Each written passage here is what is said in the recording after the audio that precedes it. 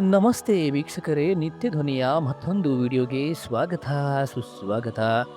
ವೀಕ್ಷಕರೇ, ಒಂದು ನಂಬಿಕೆ, ಒಂದು ನಿಯಮ ನಮ್ಮ ಪೂರ್ವಜರು ತಲತಲಾಂತರದಿಂದ ಪಾಲಿಸಿಕೊಂಡು ಬಂದ ಒಂದು ಜೀವನ ಪದ್ಧತಿ.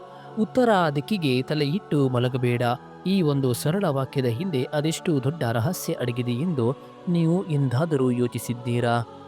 ವೀಕ್ಷಕರೇ, ಇದು ಕೇವಲ ಮೂಢ ನಂಬಿಕೆಯಲ್ಲ. ಇದರ ಹಿಂದೆ ಗಣೇಶನ ಪೌರಾಣಿಕ ಕಥೆಯಿದೆ. ಭೂಮಿಯ ಕಾಂತೀಯ ಕ್ಷೇತ್ರದ ವೈಜ್ಞಾನಿಕ ಸತ್ಯವಿದೆ. ಮತ್ತು ಅದಕ್ಕೂ ಮಿಗಿಲಾಗಿ ವೇದ ಉಪನಿಷತ್ಗಳು ಹೇಳುವ ಬ್ರಹ್ಮಾಂಡದ ಶಕ್ತಿಯ ಹರಿವಿನ ಆಧ್ಯಾತ್ಮಿಕ ವಿಜ್ಞಾನವಿದೆ. ಇಂದು ನಾವು ಈ ನಿಗೂಢದ ಪ್ರತಿಯೊಂದು ಪದರವನ್ನ ಬಿಡಿಸಿ ನೋಡೋಣ. ಸತ್ಯದ ಹುಡುಕಾಟಕ್ಕೆ ಸ್ವಾಗತ, ಸುಸ್ವಾಗತ.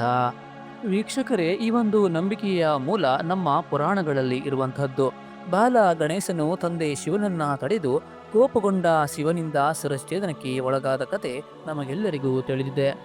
ಈ ಒಂದು ಘಟನೆಯ ನಂತರ ತಾಯಿ ಪಾರ್ವತಿ ದುಃಖಕ್ಕೆ ಒಳಗಾಗುತ್ತಾಳೆ. ಪಾರ್ವತಿಯನ್ನ ಸಮಾಧಾನ ಪಡಿಸಲು ಶಿವನು ತನ್ನ ಗಣಗಳಿಗೆ ಒಂದು ವಿಚಿತ್ರ ಆಜ್ಞೆಯನ್ನ ನೀಡುತ್ತಾನೆ. ಉತ್ತರ ದಿಕ್ಕಿಗೆ ತಲೆಯಿಟ್ಟು ಮಲಗಿರುವ ಯಾವುದೇ ಜೀವಿಯ ಶಿರವನ್ನ ತನ್ನಿ ಎಂದು ಆಜ್ಞೆಯನ್ನ ಮಾಡುತ್ತಾನೆ. ವೀಕ್ಷಕರು, ಇಲ್ಲಿ ಗಮನಿಸಬೇಕಾದ ಅಂಶ ಉತ್ತರ ದಿಕ್ಕು. ಏಕೆ ಶಿವ ಬೇರೆ ದಿಕ್ಕನ್ನು ಹೇಳಲಿಲ್ಲ? ಏಕೆಂದರೆ ಸನಾತನ ಧರ್ಮದಲ್ಲಿ ಉತ್ತರ ದಿಕ್ಕನ್ನು ದೇಹದಿಂದ ಪ್ರಾಣವು ನಿರ್ಗಮಿಸುವ ಅಥವಾ ತ್ಯಾಗದ ದಿಕ್ಕು ಎಂದು ಪರಿಗಣಿಸಲಾಗುತ್ತದೆ. ಇದೇ ಕಾರಣಕ್ಕೆ ಮರಣದ ನಂತರ ಆತ್ಮದ ಸುಲಭ ನಿರ್ಗಮನಕ್ಕಾಗಿ ಮೃತದೇಹದ ತಲೆಯನ್ನ ಉತ್ತರ ದಿಕ್ಕಿಗೆ ಇರಿಸಲಾಗುತ್ತದೆ. ಹಾಗಾಗಿ ಜೀವಂತ ಇರುವವರು ಆ ದಿಕ್ಕಿನಲ್ಲಿ ಮಲಗುವುದು ಸಾಂಕೇತಿಕವಾಗಿ ಮರಣವನ್ನ ಆಹ್ವಾನಿಸಿದಂತೆ ಎಂಬ ನಂಬಿಕೆ ಬಲವಾಗಿ ಇರುವಂತಹದ್ದು. ವೀಕ್ಷಕರೇ, ಈ ಪೌರಾಣಿಕ ನಂಬಿಕೆಗೆ ಆಧುನಿಕ ವಿಜ್ಞಾನವು ಕೂಡ ಧ್ವನಿಗೂಡಿಸುತ್ತದೆ. ನಮ್ಮ ಭೂಮಿ ಒಂದು ಬೃಹತ್ ಅಯಸ್ಕಾಂತ. ಇದರ ಉತ್ತರ ಧ್ರುವವು ಧನಾತ್ಮಕ ಮತ್ತು ದಕ್ಷಿಣ ಧ್ರುವವು ಋಣಾತ್ಮಕ ಶಕ್ತಿಯನ್ನ ಹೊಂದಿದೆ. ಅದೇ ರೀತಿ ನಮ್ಮ ಮಾನವ ಶರೀರವು ಒಂದು ಜೈವಿಕ ಕಾಂತೀಯ ಕ್ಷೇತ್ರ. ನಮ್ಮ ತಲೆಯು ಧನಾತ್ಮಕ ಧ್ರುವ ಮತ್ತು ಪಾದಗಳು ಋಣಾತ್ಮಕ ಧ್ರುವ. ವೀಕ್ಷಕರೇ, ವಿಜ್ಞಾನದಂತೆ ಒಂದು ಬಗೆಯ ಧ್ರುವಗಳು ವಿಕರಿಸುತ್ತದೆ. ನೀವು ಉತ್ತರಕ್ಕೆ ತಲೆ ಇಟ್ಟಾಗ ನಿಮ್ಮ ತಲೆಯ ಧನಾತ್ಮಕ ಧ್ರುವ ಮತ್ತು ಭೂಮಿಯ ಉತ್ತರ ಧ್ರುವದ ಧನಾತ್ಮಕ ಶಕ್ತಿಯ ನಡುವೆ ಸಂಘರ್ಷ ಉಂಟಾಗುತ್ತದೆ. ನಮ್ಮ ರಕ್ತದಲ್ಲಿರುವ ಕಬ್ಬಿಣದ ಅಂಶ ಈ ಕಾಂತೀಯ ವಿಕರ್ಷಣೆಗೆ ಒಳಗಾಗಿ ಮೆದುಳಿನ ಸೂಕ್ಷ್ಮ ನರಗಳತ್ತ ಅಧಿಕ ಒತ್ತಡದಿಂದ ಹರಿಯುತ್ತದೆ.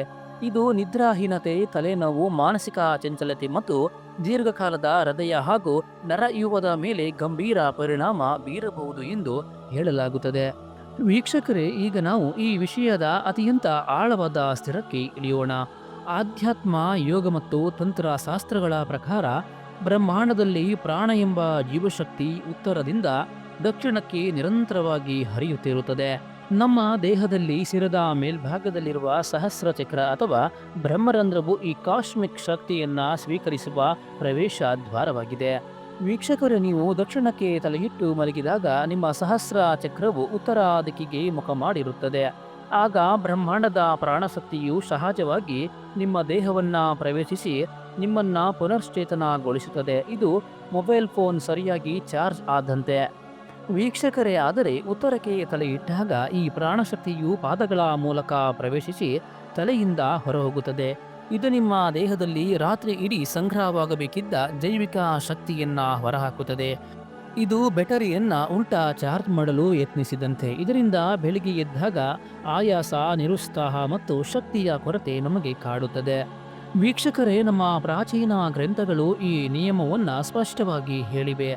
ವಿಷ್ಣು ಪುರಾಣ ಮತ್ತು ಮಾರ್ಕಂಡೇಯ ಪುರಾಣಗಳಂತಹ ಗ್ರಂಥಗಳು ಉತ್ತರ ಮತ್ತು ಪಶ್ಚಿಮ ದಿಕ್ಕಿಗೆ ತಲೆಯಿಟ್ಟು ಮಲಗಬಾರದು.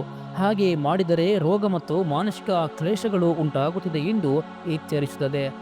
ವೀಕ್ಷಕರೇ, ವೇದ ಮತ್ತು ಉಪನಿಷತ್ಗಳಲ್ಲಿ ಇದರ ಬಗ್ಗೆ ಯಾವ ರೀತಿ ಹೇಳಲಾಗಿದೆ ಎಂದು ನೋಡೋದಾದ್ರೆ, ವೇದಗಳು ನೇರವಾಗಿ ದಿಕ್ಕಿನ ಬಗ್ಗೆ ಹೇಳದಿದ್ದರೂ ಋತ್ ಅಂದರೆ ಬ್ರಹ್ಮಾಂಡದ ನಿಯಮದೊಂದಿಗೆ ಸಾಮರಸ್ಯದಿಂದ ಬದುಕುವುದರ ಮಹತ್ವವನ್ನ ಒತ್ತಿ ಹೇಳುತ್ತವೆ.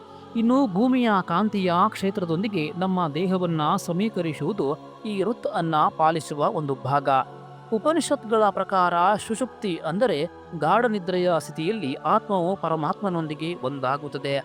ಇನ್ನು ತಪ್ಪು ದಿಕ್ಕಿನಲ್ಲಿ ಮಲಗುವುದರಿಂದ ಪ್ರಾಣದ ಹರಿವಿಗೆ ಅಡ್ಡಿಯಾಗಿ ಈ ಗಾಢ ನಿದ್ರೆಯ ಅನುಭವದಿಂದ ನಾವು ವಂಚಿತರಾಗುತ್ತೇವೆ ಎಂದು ಹೇಳುತ್ತದೆ. ವೀಕ್ಷಕರೇ, ಆಗಮ ಶಾಸ್ತ್ರದ ಪ್ರಕಾರ ದೇವಾಲಯಗಳಲ್ಲಿ ದೇವರ ಶಯನದ ವಿಧಿಗಳಿಗೆ ನಿರ್ದಿಷ್ಟ ನಿಯಮಗಳಿವೆ. ಬ್ರಹ್ಮಾಂಡದ ಶಕ್ತಿಯನ್ನ ಕಾಪಾಡುವ ದೇವರಿಗೆ ನಿಯಮಗಳಿರುವಾಗ ಪಂಚಭೂತಗಳಿಂದಾದ ನಮ್ಮ ದೇಹಕ್ಕೆ ಇರಬೇಕಲ್ಲವೇ? ವೀಕ್ಷಕರೇ, ಹಾಗಾದರೆ ನಮ್ಮ ಆರೋಗ್ಯ, ಸಂಪತ್ತು ಮತ್ತು ಆಧ್ಯಾತ್ಮಿಕ ಪ್ರಗತಿಗೆ ಯಾವ ದಿಕ್ಕು ಶ್ರೇಷ್ಠ ಎಂದು ನೋಡೋದಾದ್ರೆ ದಕ್ಷಿಣ ಅತಿ ಉತ್ತಮ. ಇದು ಯಮನ ದಿಕ್ಕಾದರೂ ಆಯುಷ್ಯು, ಆರೋಗ್ಯ ಮತ್ತು ಸಂಪತ್ತನ್ನ ವೃದ್ಧಿಸುವ ದಿಕ್ಕು. ಆಳವಾದ ಮತ್ತು ಶಾಂತವಾದ ನಿದ್ರೆಗೆ ಅತ್ಯುತ್ತಮ ದಿಕ್ಕೆಂದು ನಂಬಲಾಗಿದೆ. ಇನ್ನು ಪೂರ್ವ ಉತ್ತಮ, ಸೂರ್ಯೋದಯದ ದಿಕ್ಕು. ಇದು ಜ್ಞಾನ, ಸ್ಮರಣ ಶಕ್ತಿ ಮತ್ತು ಏಕಾಗ್ರತೆಯನ್ನ ಹೆಚ್ಚಿಸುತ್ತದೆ. ವಿದ್ಯಾರ್ಥಿಗಳಿಗೆ ಮತ್ತು ಆಧ್ಯಾತ್ಮಿಕ ಸಾಧಕರಿಗೆ ಇದು ಅತ್ಯುತ್ತಮ ದಿಕ್ಕೆಂದು ಹೇಳಲಾಗುತ್ತದೆ.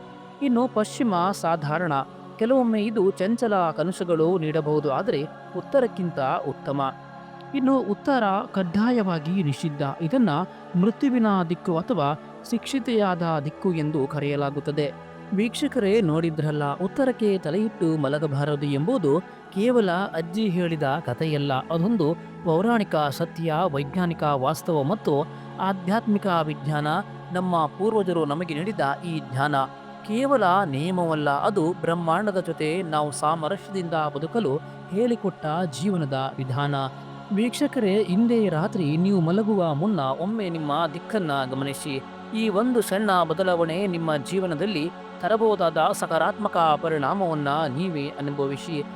ವೀಕ್ಷಕರೇ, ಈ ಜ್ಞಾನವು ನಿಮಗೆ ಉಪಯುಕ್ತ ಎನಿಸಿದರೆ ಈ ವಿಡಿಯೋವನ್ನು ನಿಮ್ಮ ಪ್ರೀತಿ ಪಾತ್ರರೊಂದಿಗೆ ಹಂಚಿಕೊಳ್ಳಿ. ನಮ್ಮ ಚಾನಲ್ಗೆ ಸಬ್ಸ್ಕ್ರೈಬ್ ಆಗಿ. ಮುಂದಿನ ವಿಡಿಯೋದಲ್ಲಿ ಮತ್ತೊಂದು ಮಹಾರಹಸ್ಯದೊಂದಿಗೆ ಭೇಟಿಯಾಗೋಣ. ಜ್ಞಾನವೇ ಶಕ್ತಿ. ನಮಸ್ತೆ. ಜೈ ಹಿಂದ್.